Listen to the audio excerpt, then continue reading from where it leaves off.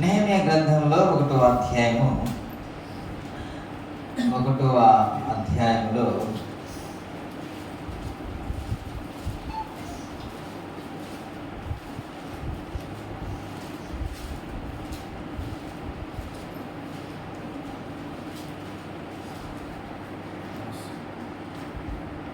అందరూ కలిసి చదువుదాం.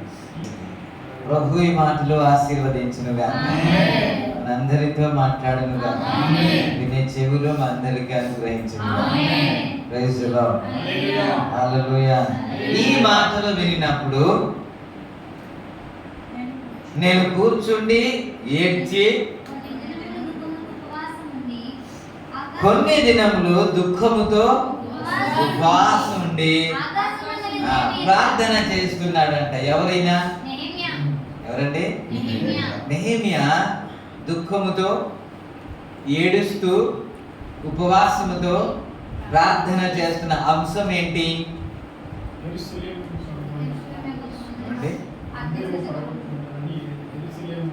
తరచుగా నెహెమ్యా గురించి జ్ఞాపకం చేస్తూ ఉన్నాను మీకు. నెహెమ్యా మంచి స్థాయిలోనే ఉన్నాడు.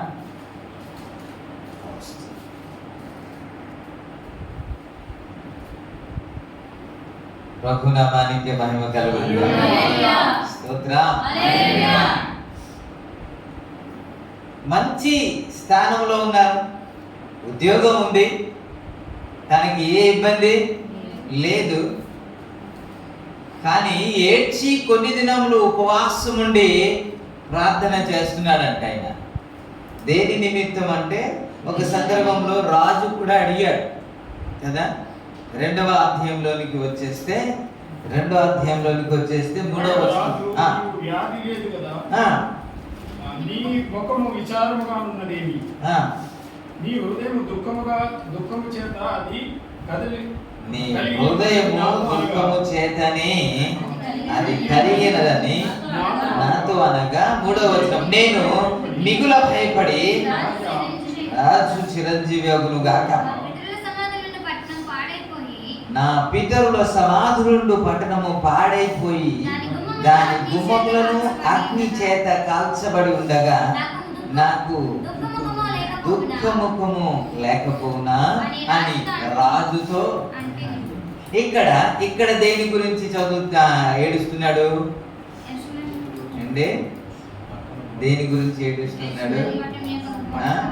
యెరూషలేము పట్టణము పాడైపోయింది, గుమ్మములు కాల్చబడింది, ప్రాకారము పడిపోయింది అని ఈ వార్త ఎప్పుడైతే విన్నాడో అప్పుడు ప్రార్థన చేయడము మొదలు పెట్టాడు.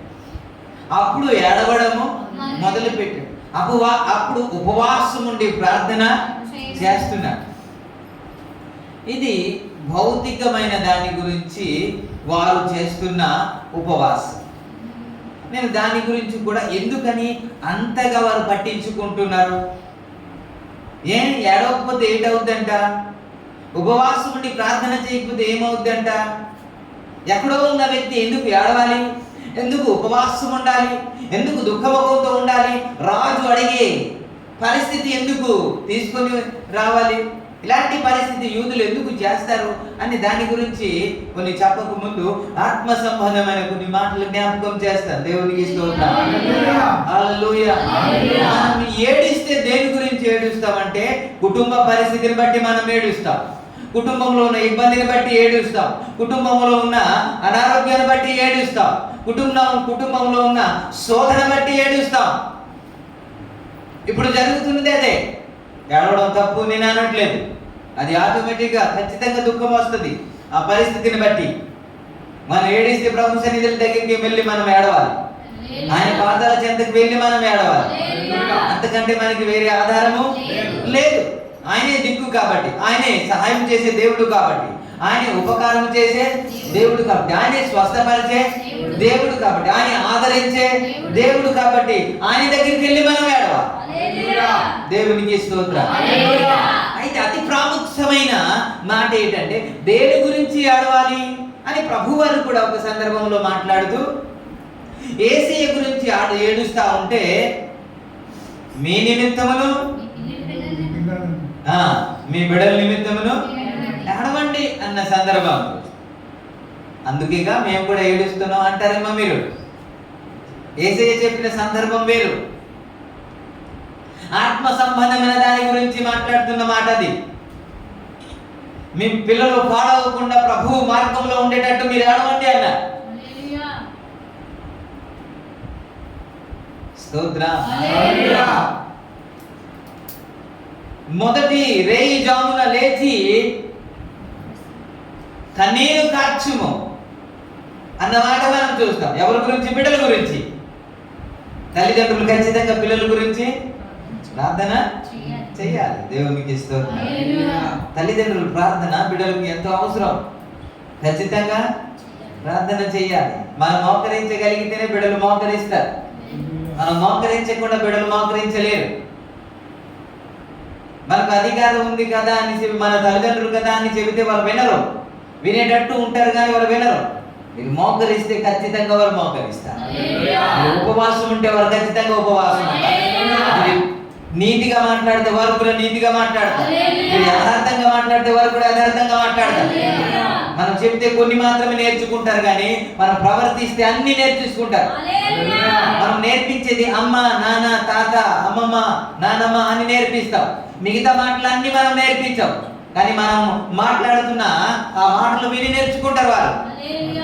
స్తోత్రం. అబ్రహాం ప్రార్థన పరుడు కాబట్టి ఇస్సాకు కూడా ప్రార్థన పరుడు అయ్యాడు.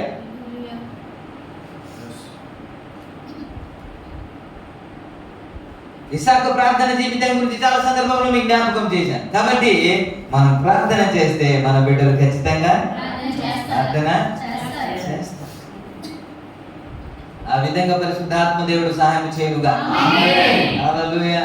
మనం ఎక్కువ ఏడవాల్సింది ఏంటి అని అంటే, ఆయన నువ్వు ఎందుకు ఏడుస్తున్నావు, నీ ముఖం ఇలాగుంది అని అంటే, నువ్వు హృదయంలో బహు దుఃఖం ఉంది, అందుకే అలా ఉంది నీ ముఖం అని రాజు మాట్లాడుతుంటే ఆయన చెబుతున్న మాట ఏంటంటే, అయ్యా నా పితరులో ఉండే పట్టణము లేకపోతే నా పితరులో ఉండే సమాధులు పాడైపోండగా సమాధులు ఉండే పట్టణము పాడైపోయి ఉంటుండగా దుఃఖము లేకుండా సంతోషం ఎలా ఉంటది అని అంటాడు.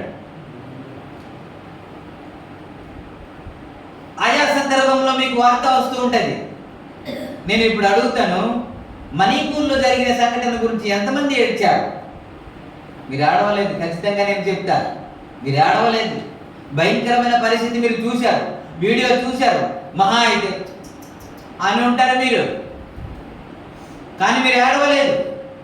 ఎంతో మందిని భయంకరంగా హింసించారు, భయంకరంగా చంపేశారు. ఆ వీడియోలన్నీ మీరు చూశారు. దైవ సేవకుల్ని ఎంత చిత్రహింసలు పెట్టారు కాదు, అవన్నీ చూశారు. రాడ్లతో ఎంతమంది కొట్టారు, అవన్నీ చూశారు. ఇవన్నీ చూసినప్పుడు ఉపవాసం ఉండి ఏడ్చామా?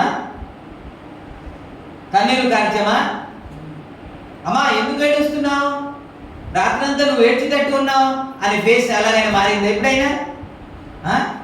ఇప్పుడు కానీ మీ బిడ్డలకు ప్రాబ్లం అయితే ఏడుస్తారు మీరు. ఖచ్చితంగా రాత్రంతా మీరు ఏడుస్తారు. మీరు పడుకోకుండా ఏడుస్తారు. ఏడవద్దు అనట్లేదు, కానీ ఆత్మీయులు పాడైపోతే మాత్రం ఏడవ. మనం ఆత్మ సంబంధమైన దాని గురించి మనం ఏడవం.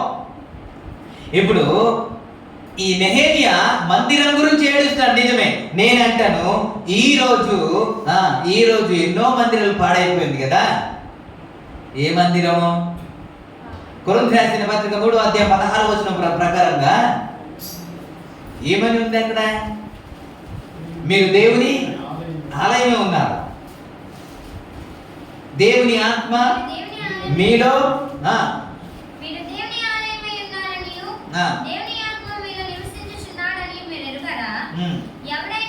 చాలు చాలు చాలు. మీరు ఎవరంట? మనం ఎవరంట?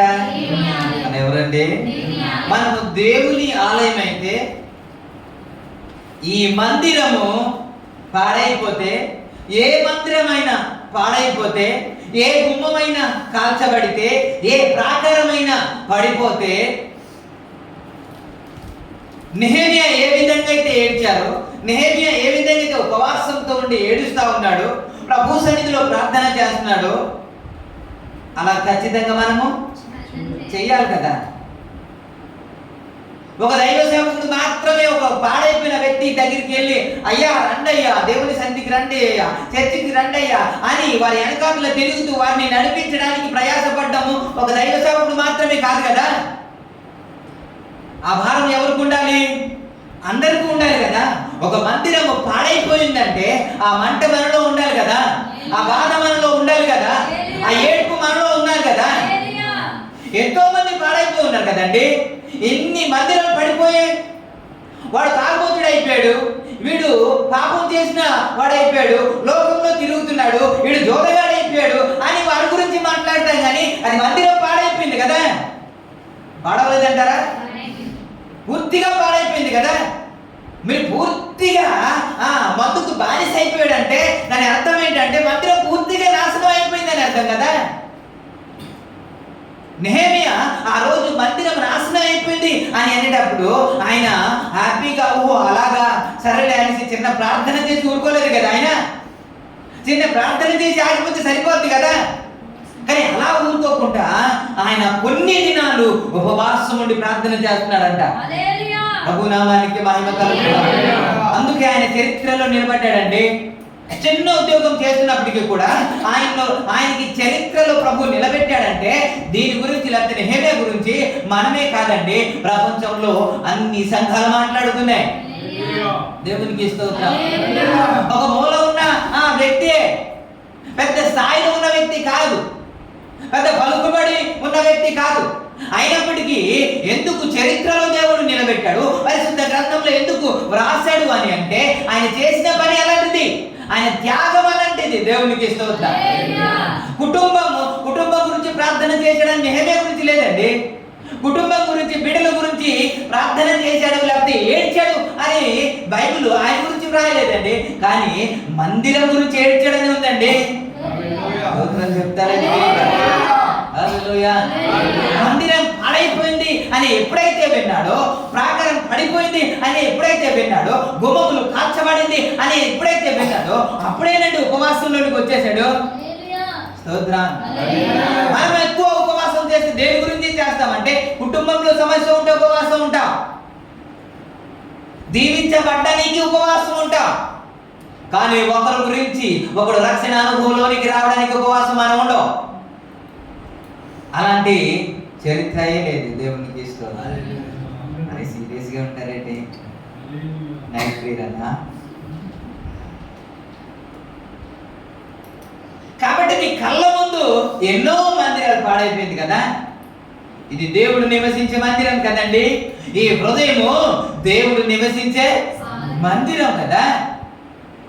బాప్తిస్మం పొంది కూడా, ప్రభువుని అంగీకరించి కూడా, దేవుని సన్నిధికి వచ్చి కూడా వెనక్కి వెళ్ళిపోయిన వారు చాలా మంది లేరా?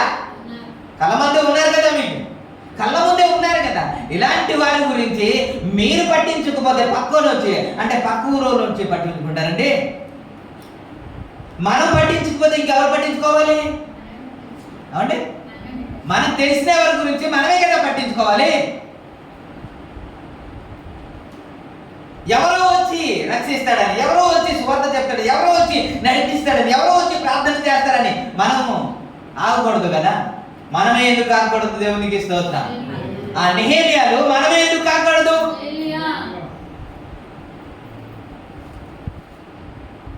ప్రభునామానికే మహిమ కలుగును. ఈ గుమ్మములు కాల్చబడిందంటే గుమ్మము దేనికి సాదృశ్యంగా బైబిల్ చెబుతుంది? గుమ్మములు అంటే మనుషులే కదా. 24వ కీర్తనలో 7వ చరణంలో 9వ చరణంలో ఏమైనా ఉంటది అని అంటే, గుమ్మములారా మీ తలలు పైకెత్తుడి అనే మాట ఉంటుంది. చాలు చాలు చాలు, ఇదంతా మీకు తెలుసు కాబట్టి జ్ఞాపకం చేస్తున్నాను. గుమ్మములారా మీ తలలు పైకెత్తుడి, మనుషుల గురించి కదా దేవుడు మాట్లాడుతున్నాడు. అది కాల్చబడింది అనే కదా నెహెమియా గ్రంథంలో ఉంది. ప్రాకారము అని దేని గురించి? పరమగీతము 8వ అధ్యాయం 8వ వచనంలో కదా మనం చూస్తాం. మాకు ఒక చిన్ని చెల్లెలు కలదు, దానికి ఇంకా వయసు రాలేదు. దానికి వయసు వచ్చినప్పుడు దాని గురించి మనము ఆలోచిస్తాం అని కింద వచనంలో ఏమన్నాడంటే, అది ప్రాకారం వంటిదాయన అని అంటాడు. దాని వయసు వచ్చినప్పుడు ఇప్పుడు ఎలా తయారైందంట? ఎలా తయారైందంట?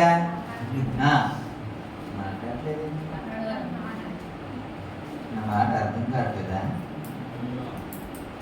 నాకు ఒక చిన్న చెల్లి కలదు అన్నాడు. దానికి ఇంకా వయసు రాలేదండి. వయసు ఎప్పుడైతే వస్తుందో అది ప్రాకారం వంటిది అయిపోయింది అన్నాడు. స్తోత్రం. పట్టణానికి ప్రాకారం ఏం చేస్తుంది? ఎరుకో పట్టణానికి ఆ ప్రాకారం ఏం చేయగలిగింది? శత్రువు చొరబడకుండా కాపాడింది కదా, శత్రువు రాకుండా కాపాడింది కదా, దొంగ రాకుండా కాపాడింది కదా. అక్కడ ఉన్న శత్రువు అంతా అంటే ఆ ఆస్తి అంతా దోచుకొనకుండా కాపాడింది కదా. ఇలాంటి ప్రాకారం లాంటి వారు పడిపోయారు అని కదా. ఆ ప్రాకారం పడిపోయింది అనేటప్పుడు కదా మనం ప్రార్థన చేయాలి. ఎప్పటి వరకు ప్రార్థన చేయాలి? ఆ ప్రాకారం మరలా కట్టబడే వరకు. దేవుడు మరలా తిరిగి లేచే వరకు మనం ప్రార్థన చేయాలి కదా. ప్రభు పాదాలు పట్టుకొని ప్రభువా వారిని విడిపించే వరకు మేము నీ కాళ్ళు విడిచిపెట్టము, నీ పాదాలు విడిచిపెట్టమని ప్రార్థన చేసేవారు కావాలి కదా. అందుకే యెహెజ్కేలు గ్రంథము 22వ అధ్యాయంలో మనం చూస్తాం ఏంటి అని అంటే, పట్టణం పాడైపోయింది, యాజకులు పాడైపోయారు, అధికారులు పాడైపోయారు, అధిపతులు పాడైపోయారు. అయితే ఇలాంటి సందర్భంలో దేవుడు ఎదురు చూస్తున్నాడు. ఎవడు అని అంటే సరైన వ్యక్తిని ఒకడు ఎదురు చూస్తున్నాడు. పీఠ సందులలో నిలబడే వ్యక్తి ఒకడు కావాలని ఎదురు చూస్తున్నాడంట. ఆ నమ్మకమైన వ్యక్తి ఒకడు కావాలని ఎదురు చూస్తున్నాడంట. ఎదురు చూసేటప్పుడు ఒక్కడు కూడా కనబడలేదు అని మాట. 29:30-31లో నేను దేశమును పాడు చేయకుండానట్లు ఆకాశమును దిట్టపరచుటకును మొదలైన సందులో నిల్చుటకును తగిన వాడు ఎవరైనా ఉన్నాడేమో అని దేవుడు చూస్తున్నాడంట. సరే తగిన వాడు ఎవరైనా కనబడతాడేమో. పట్టణం పాడైపోయింది కాబట్టి, మందిరాలు పాడైపోయింది కాబట్టి ఎవరైనా సరే తగిన వాడు కనబడతాడేమో అని దేవుడు ఎదురు చూస్తుంటే ఒక్కడు కూడా కనబడలేదండి. ఒక్కడు కూడా కనబడలేదు. అంటే ప్రార్థన పరులు లేరంటారా? ప్రార్థన పరులు ఉన్నప్పటికీ కూడా దేని గురించి ప్రార్థన చేయాలో దాని గురించి ప్రార్థన చేసేవారు ఇంకొకరు లేరండి. మనం ఎక్కువ శాతము కుటుంబం గురించి ప్రార్థన చేస్తాము, తక్కువ శాతము ఎదుటి వాళ్ళ గురించి ప్రార్థన చేస్తాము. ఎక్కువ శాతము మన బిడ్డల గురించి ప్రార్థన చేస్తాము, తక్కువ శాతము పొరుగు వారి గురించి ప్రార్థన చేస్తాము. ప్రభునామానికి మహిమ. హల్లెలూయా. తన పిల్లలు కుటుంబం గురించి ఎక్కువ శాతం నెహెమియా ప్రార్థన చేసినట్లు లేదు, కానీ మందిరం గురించి మాత్రం ఎక్కువ శాతం ప్రార్థన చేశాడంటే. హల్లెలూయా. ఆయన ఉపవాసం ఉండి ప్రార్థన చేశాడు. ఎందుకయ్యా ఉపవాసం ఉండి ప్రార్థన చేస్తున్నావు అంటే ఆయన చెబుతున్న మాట ఏంటంటే, అయ్యా నా మందిరం కట్టబడాలి, యెరూషలేములో ఉన్న మందిరము కట్టబడాలి. ఆ మందిరము ప్రార్థన మందిరం అనబడుతుంది. ఆ ప్రార్థన మందిరం అనబడుతుంది. ఆ మందిరం పాడైపోయిందయ్యా, పడిపోయిందయ్యా, శత్రువు చేతికి వెళ్ళిపోయిందయ్యా, ప్రాకారం పడగొట్టబడిందయ్యా, గుమ్మములు కాల్చబడిందయ్యా, అందుకే ఏడుస్తున్నానని ఆయన ఏడుస్తున్నారు.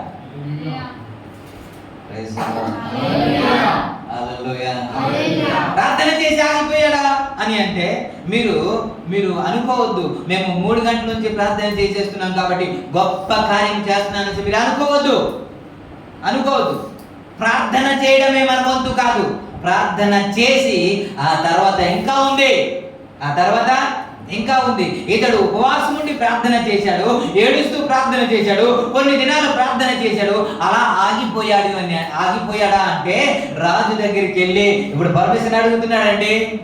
ఇప్పుడు నీకేం కావాలి అని అంటే, అయ్యా నువ్వు సెలవిస్తే నేను నా పట్టణానికి వెళ్తాయ్యా, నేను యెరూషలేముకి వెళ్తాను, ఆ పాడైపోయిన మందిరాన్ని, ఆ ప్రాకారాన్ని కడతానంటాడు.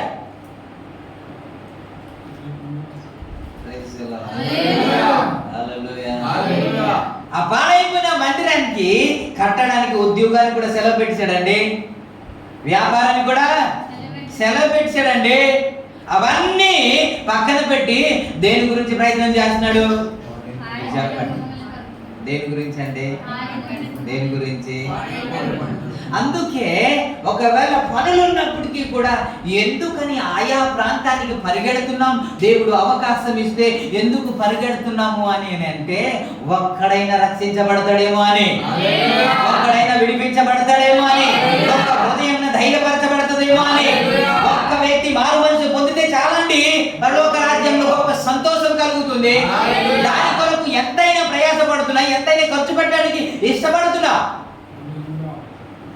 ఆ మందిరం పాడైపోయిన తర్వాత ఆ దాని గురించి ఎంత ప్రయాసపడుతున్నానే ఒకసారి ఆలోచించండి. ఉద్యోగం చేస్తున్నాడు, సెంట్రల్ గవర్నమెంట్ లో ఉద్యోగం ఉంది, అది కూడా సెలవు పెట్టడానికి ఇష్టపడుతున్నాడు. ఒకవేళ రాజు నీ ఉద్యోగం తీసేస్తాను నువ్వు వెళ్తే అని కూడా అనొచ్చు. అయినప్పటికీ కూడా దాని గురించి ఆలోచించట్లేదు. తన మైండ్ లో ఏముంది అని అంటే ఉద్యోగం కన్నా పాడైపోయిన మందిరం కట్టబడాలని.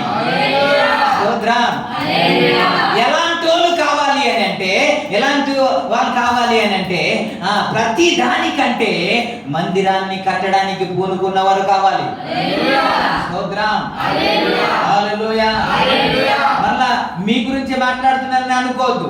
చాలా మంది ఈ రోజు కూడా చాలా మంది ప్రార్థనకు రాలేదు. వాళ్ళని అడగండి రేపు ఏమని అంటారంటే, అయ్యా ఎందుకు రాలేదండి, ఇది ఉందండి, మాకు అవకాశం లేదండి, అయ్యా నాకు ఉద్యోగం అండి, లేకపోతే ఇంకొకటి చెబుతారు.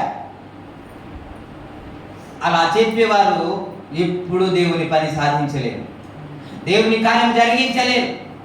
అపవాది ఎప్పుడు మీకు అవకాశం ఇవ్వడు. మనమే అవకాశాన్ని కల్పించుకోవాలి. వాడు అవకాశం ఇవ్వడు. నువ్వు సువార్త ప్రకటిస్తానంటే, పరిచర్కి వెళ్తానంటే, ఒకరిని బలపరచడానికి, ఒకరిని ధైర్యపరచడానికి, ఒకరిని ప్రభు చెంతకు నడిపించడానికి నువ్వు వెళ్తానంటే నీకు అవకాశం ఇవ్వడాడు. ఏదో ఆటంకాలు తీసుకొస్తాడు. నువ్వు తెగించి ముందుకెళ్తేనే. దేవునికి స్తోత్రం. హల్లెలూయా. దేవుడు నమ్మదగిన వాడు. ఆయన నిన్ను విడిచిపెట్టాడు. మనుషులు వదిలేయవచ్చువేమో, మనుషులు లేకపోతే నీ ఉద్యోగం నుంచి తీసివేసేయచ్చేమో, కానీ దేవుడు మాత్రం ఖచ్చితంగా నీ జీవితంలో మేలు చేస్తాడు. హల్లెలూయా. హల్లెలూయా. మందిరాన్ని కట్టడానికి పూనుకుంటే ఒకవేళ తలుచుకుంటే అన్యరాజు కాబట్టి, అన్య దేశపు రాజు కాబట్టి నువ్వు అక్కడికి వెళ్తే ఉద్యోగాన్ని తీసేస్తాను అని అనవచ్చు. దాన్ని పక్కన పెట్టి దేవుని చిత్తము నెరవేర్చడానికి ఇష్టపడ్డాడు కాబట్టి రాజు హృదయాన్ని కదిలించి పడేశాడండి నా దేవుడు. స్తోత్రం. రాజు ఆయనకి సాయం చేయడం ఏంటండి? మీ మందిరాన్ని కట్టడానికి నీకేం కావాలని ఆయనకి అడిగి మరి ఇవ్వడం ఏంటండి? దేవుడు హృదయంలో కార్యం చెప్తే తప్ప. స్తోత్రం. హల్లెలూయా. కఠినుడండి వీడు, అవకాశం ఇవ్వడండి అని మీరు అనుకుంటాడేమో. దేవుడు కార్యం చేస్తే ఎంత కఠినుడైనా సరే మారిపోవాల్సిందే. వీడు అవకాశం ఇవ్వడండి అడిగినా అని అనుకుంటున్నారేమో. మీరు నేను మాట్లాడితే ఎవడో అవకాశం ఇవ్వడు, దేవుడు మాట్లాడితే అవకాశం. కాబట్టి మనం అప్పగించేది ఆయనకి అప్పగించాలి కదా. ఇష్టం ఉంటే మనసుంటే ఏముంటదంట? మార్గం. మొన్న వెళ్ళలేదండి, అందుకే ఫాస్ట్ గారు చెప్తున్నారు. కాదండి, దాని గురించి సందర్భం వచ్చింది కాబట్టి జ్ఞాపకం చేస్తున్నాను అంతే. స్తోత్రం. తెగించి ముందుకు వచ్చేయడమే. నిజానికి చెప్పాలంటే అంతకుముందు మందిరాన్ని కట్టే చరిత్ర లేదు నెహెమ్యాకి. పెద్ద బ్యాక్గ్రౌండ్ కూడా ఏమీ లేదు. కానీ పూనుకున్నాడు, ముందుకు వెళ్ళిపోయాడు, అందరినీ పోగు చేశాడు, పదండి అన్నాడు. చాలా మంది ఎటకారం చేశాడు. నువ్వేం చేయగలవు? నీకేం తెలుసా? నీ వాక్యం వచ్చా? నీ జ్ఞానం ఉందా? నీకు తెలివి ఉందా? నువ్వు చెప్పగలవా అన్నట్టు ఎటకారం చేస్తే అవన్నీ పట్టించుకోలేదు. దేవునికి స్తోత్రం. ఆ రోజు అంజి వచ్చాడు కాబట్టి మేము వెళ్ళగలిగాం. మాకు డ్రైవింగ్ రాదు. దేవునికి స్తోత్రం.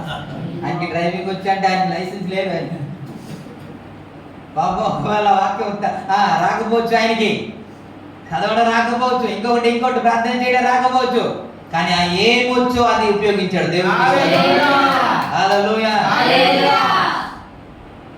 ఎంత దూరం అయినా సరే నేనే ఒక్కరినే డ్రైవింగ్ చేసి వెళ్ళిపోతాను మాస్టర్ గారు అంటున్నారు. ఆయన సరదాగా వెళ్ళినా సరదాగా డ్రైవింగ్ చేసినట్టు కూడా అనిపించలేదు. అంత అద్భుతంగా వెళ్ళాం, అద్భుతంగా వచ్చాం. దేవునికి స్తోత్రం. మన తలంతు దేవుని కొరకు వాడాలి. స్తోత్రం. ఆశీర్వాదం ఖచ్చితంగా దేవుడు మీకు అనుగ్రహిస్తాడు. అనేక మంది ఒకవేళ వాక్యం ప్రకటించబడిన తర్వాత వ్యతిరేకించే వాళ్ళు కూడా ఉంటారండి. అందరూ మెచ్చుకునే వాళ్ళు ఉండరు. యేసుక్రీస్తు మాట్లాడినప్పుడు కూడా వ్యతిరేకించే వాళ్ళు చాలా మంది ఉన్నారు. వీడు దెయ్యం పట్టిన వ్యక్తి అని యేసయ్యకే అన్నవారు ఉన్నారు. కొంతమంది మెచ్చుకున్నారు. ఇట్టి జ్ఞానము ఈయనకి ఎవరిచ్చారు అని కూడా మెచ్చుకున్నారు. ఆశ్చర్యపడ్డారు. ఆశ్చర్యపడే వాళ్ళు ఉన్నారు, నిందించేవాడు కూడా ఉంటారు. అవన్నీ మనం పక్కన పెట్టేయాలి. దేవునికి స్తోత్రం. ఒక్క వ్యక్తి రక్షించబడితే చాలు. నేను మెసేజ్ చెబుతూ ఉంటే ఒక ఆమె చాలా ఏడుస్తూ వాక్యానికి స్పందిస్తూ ఉంది. ఎవరు ఏంటో తెలియదు. నేను దిగిన తర్వాత ఆమె నా దగ్గరికి వచ్చి, అయ్యా దేవుడు నాతో మాట్లాడాడయ్యా, అయ్యా మిమ్మల్ని తీసుకొచ్చి నా జీవితంలో ఏదైతే జరిగిందో అదే మాట్లాడాడయ్యా అంటుంది.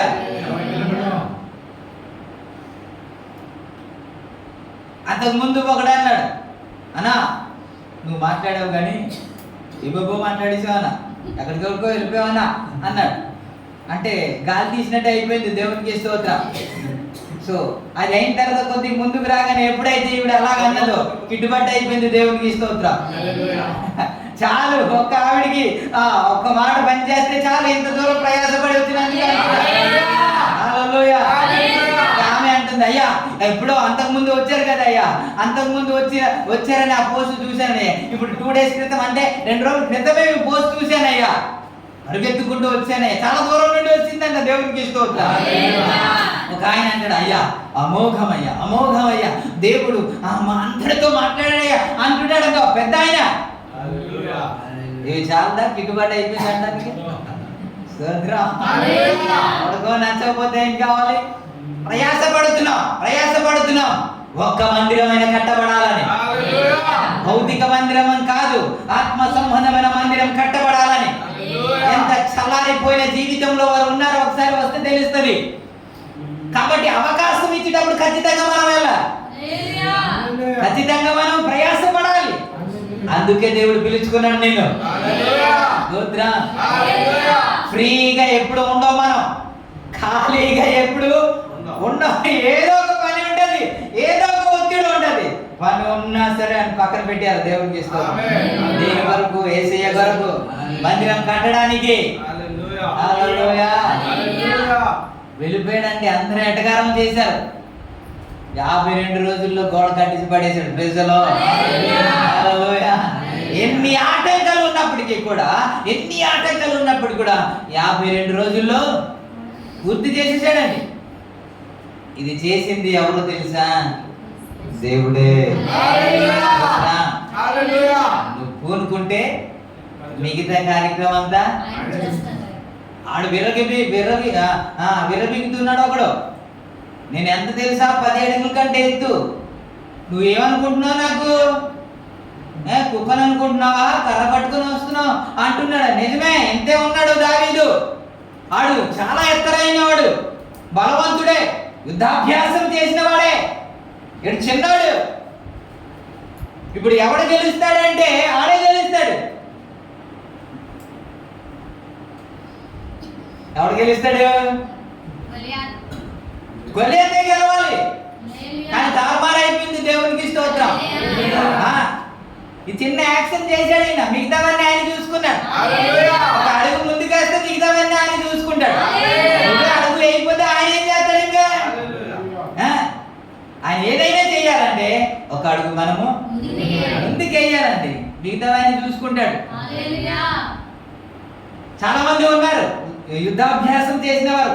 సౌలు కూడా ఆరితేరిపోయిన వాడే. ఎవడు రావట్లేదు, ఎవడు ముందుకు రావట్లేదు. దేవుడు చూస్తున్నాడు, ఎవడైనా ముందుకు వస్తాడేమో అని చూస్తున్నాడు, ఎవడైనా కదులుతాడేమో చూస్తున్నాడు. ఆయన ద్వారా ఒక అద్భుతాలు చేయాలని ఎదురు చూస్తున్నాడు. దావీదు వచ్చాడు, చాలు ఒక్కడే అనుకున్నాడు. దేవుడు చూసేది ఒక్కడి గురించే. ఆ ఒక్కడు నువ్వెందుకు కాకూడదు? ఆ ఒక్కడు నేనెందుకు కాకూడదు? ఆ ఒక్కడిలో మనం ఎందుకు కాకూడదు? మన సంఘం ఎందుకు కాకూడదు? మన ద్వారా ఇజ్రాయెల్కి ఎందుకు అద్భుతమైన విజయం రాకూడదు? సంఘానికి ఎందుకు విజయం రాకూడదు? ఎందుకు అనేక మందిరాలు కట్టబడకూడదు? స్తోత్రం. చరిత్రలో పేరు నీ పేరు ఎందుకు ఉండకూడదు? ఉండాలని తపన పడాలి కదా. చరిత్రలో నా పేరు ఉండాలని దావీదు తపన పడలేదు. కానీ జీవము గల దేవుని దూషించుటకు సున్నతి లేని ఫిలిష్తీయుడు వీడు యాపాటి వాడు అంటాడు.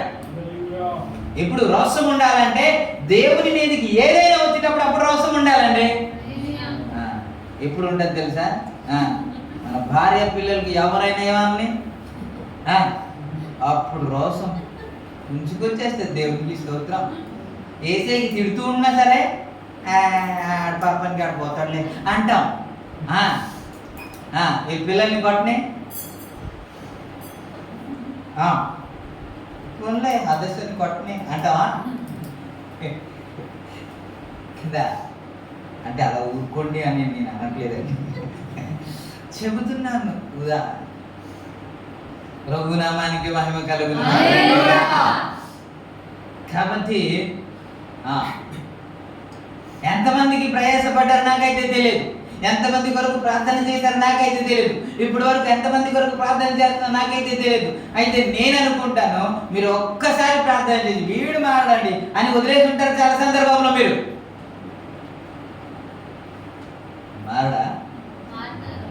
మారడండి, ఖచ్చితంగా ఖచ్చితంగా.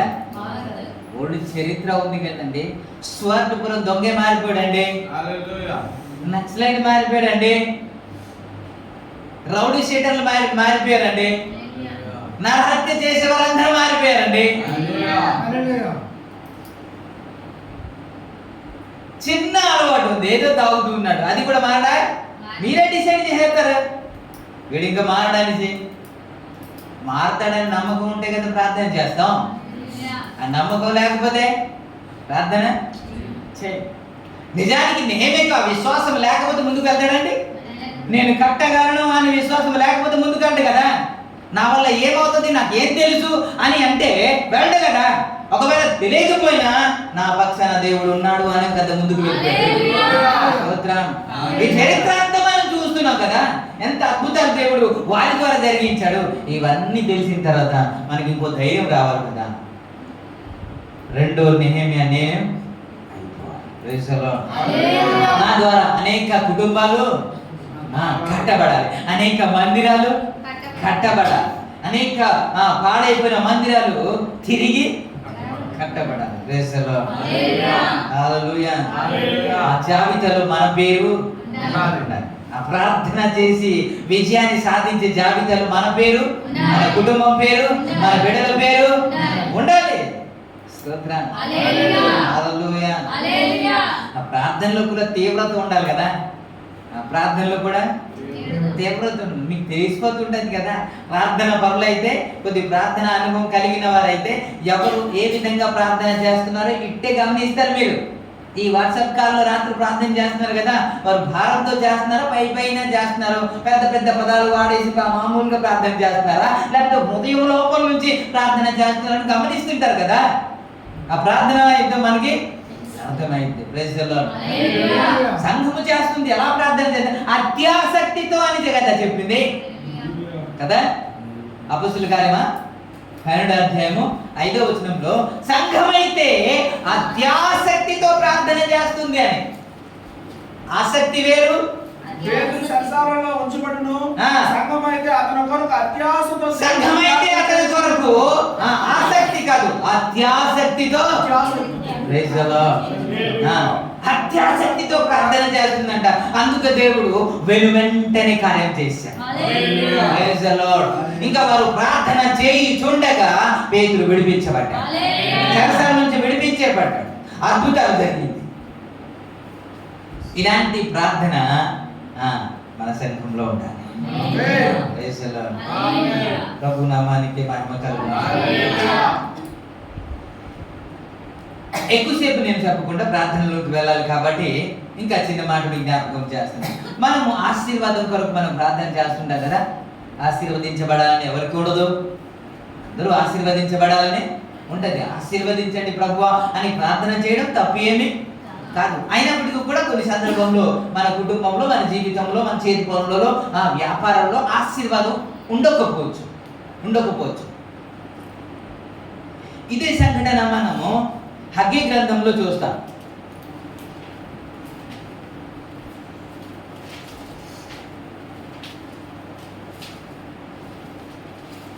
హగ్గీ గ్రంథం తీసారా 4వ వచనంలో ఈ మందిరము పాడైపోయిండగా 3వ వచనం నుంచి చదువుదాం. అందుకు యెహోవా వాక్కు ప్రత్యక్షమై ప్రవక్త యొక్క హగ్గై ద్వారా సెలవిచ్చినదేమనగా, ఈ మందిరము పాడైపోగా సరమ్ము వేసిన ఇండ్లలో నివసించుటకు ఇది సమయమా? కాబట్టి సైన్యములకు అధిపతి యెహోవా ఏమనగా, మీ ప్రవర్తనను గురించి ఆలోచించుకోండి. మీ ప్రవర్తన గురించి ఆలోచించుకోండి. మీ ప్రవర్తన గురించి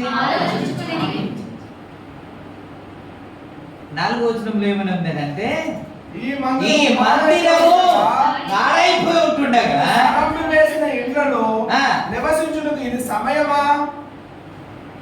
అంటే మందిరం పాడైపోయింది, మందిరం గురించి పట్టించుకోవట్లేదు, కానీ దేని గురించి పట్టించుకుంటున్నారంటే వారు నివాసము చేస్తున్న ఇల్లు గురించి మాత్రము పట్టించుకుంటున్నారు.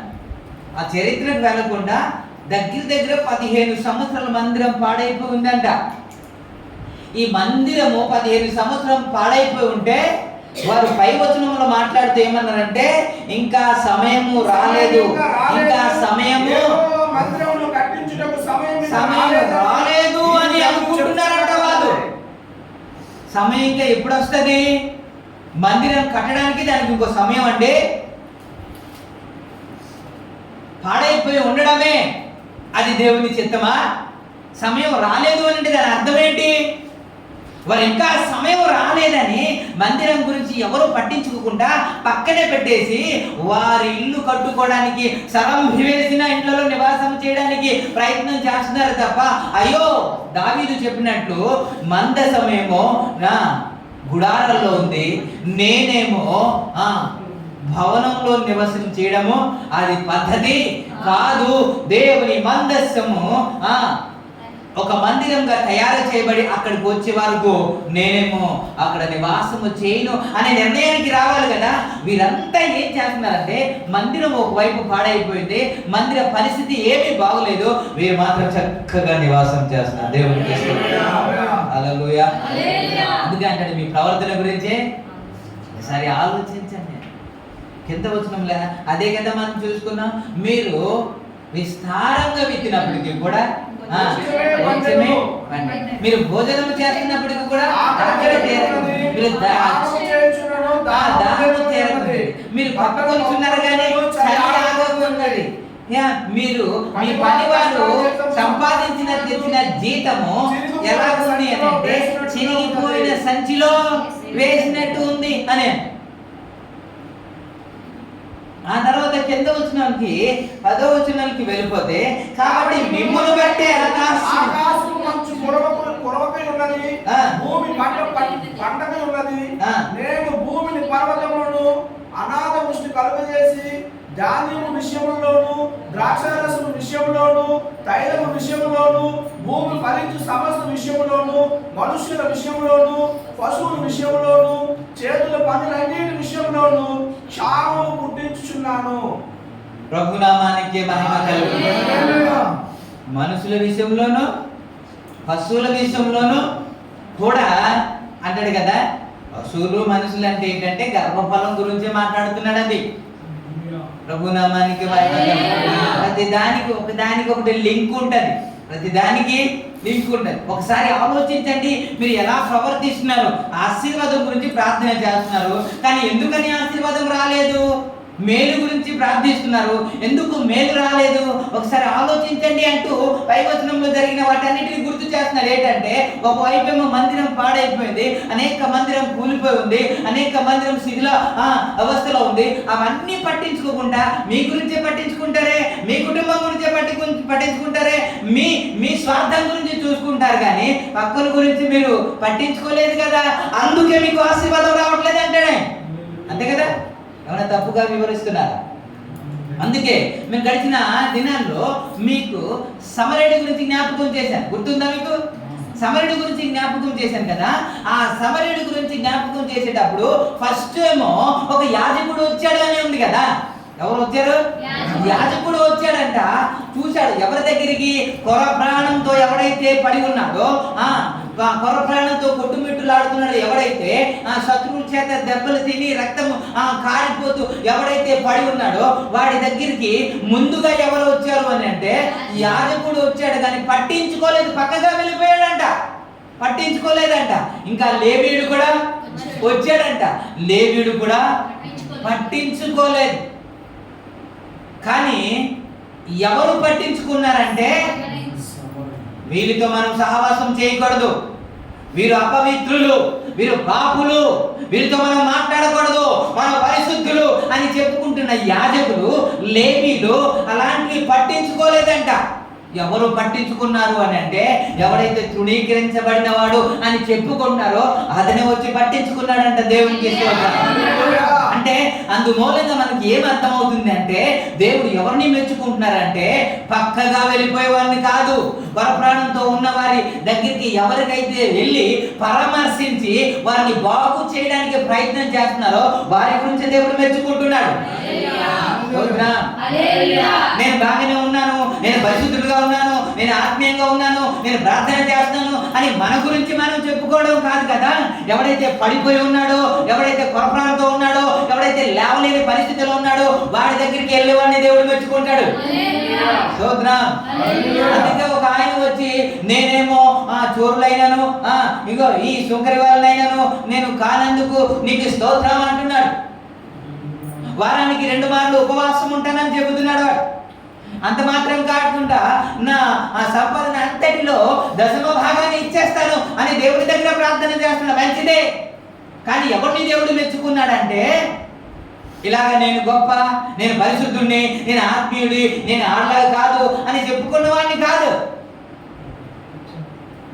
తను తగ్గించుకున్న వాడి గురించి మాట్లాడతాడు. దేవునికి హల్లెలూయా, ప్రభునామానికి మహిమ కలుగును. దేవుడు మెచ్చుకునే భక్తి చేయాలి.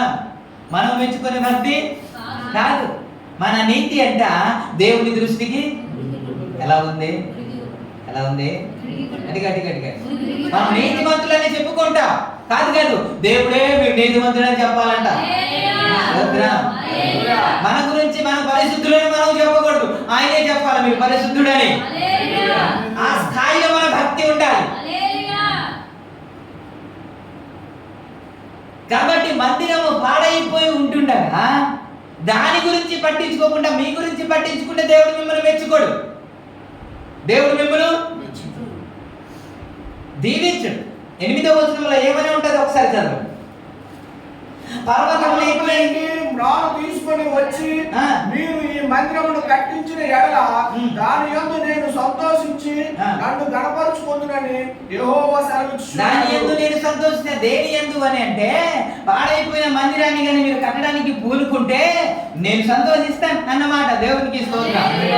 హల్లెలూయా. సంఖ్యాకాండం 14వ వచనంలో మనం చూస్తాం కదా, యెహోవా మన యందు ఆనందించిన ఎడల ఆ దేశమును మనలను ప్రవేశింపెట్టును అన్నమాట మనం చూస్తాం కదా.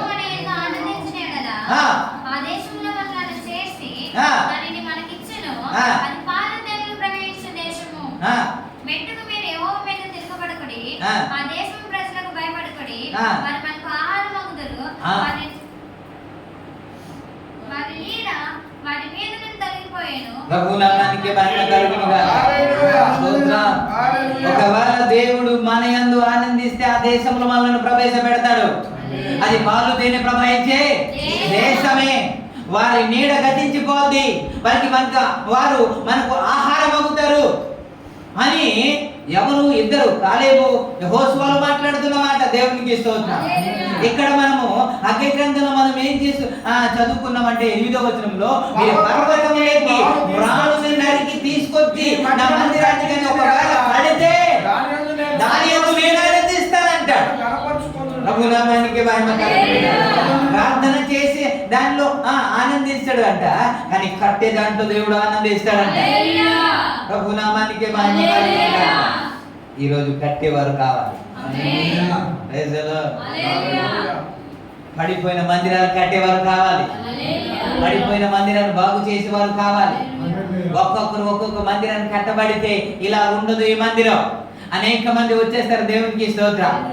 ఏదో విధంగా కట్టడానికి ప్రయత్నం. అంటే ఇల్లు కట్టి చూడు అన్నారు కదండి. ఇల్లు కట్టడం అంత ఈజీ కాదు కదండి, అంత ఈజీ కాదు కదా. ఎంతో కష్టపడితేనే, ఎంతో ప్రయాసపడితేనే అవదు. ఇది కూడా అంతే.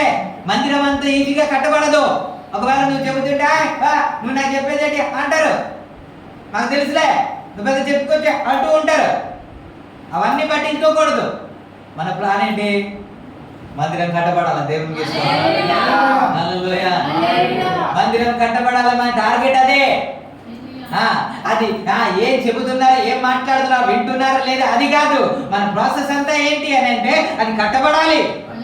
అది పడిపోయింది కాబట్టి కట్టబడాలి. అది మరి ఎంతమంది ట్రై చేస్తున్నారు నాకైతే తెలియదు. ఒక్క మందిరం కట్టడానికి పూనుకుంటున్నారు లేదో నాకైతే తెలియదు. ఆ చరిత్ర మీకు ఉండాలని నేను ఆశపడుతున్నాను.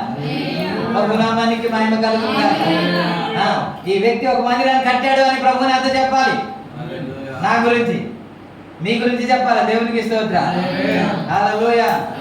నెహెమ్యా గురించి దేవుడు ఎలాగైతే చెప్పాడో మన గురించి కూడా అలాగా చెప్పాలి. సంఘం గురించి అలాగా చెప్పాలి. మన కుటుంబం గురించి అలాగా. నిద్ర వచ్చేస్తుంది, అందుకే సౌండ్ తగ్గిపోయింది. మైక్ పెట్టి మరి అరుస్తున్నా సరే సౌండ్ రావట్లేదంటే ప్రభు మీకు శక్తి అనుగ్రహించుగా, బలాన్ని అనుగ్రహించుగా. హల్లెలూయా చెప్పట్లేదు, ఎంత బలంగా ఉన్నారు.